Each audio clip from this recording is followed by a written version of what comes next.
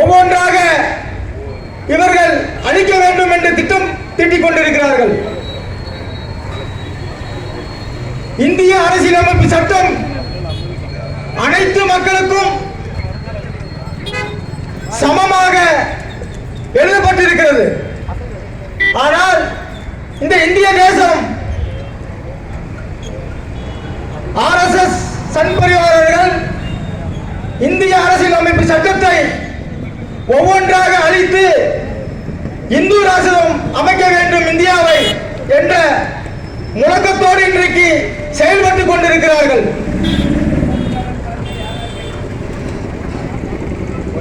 India என்பது ஒரு நாடல்ல.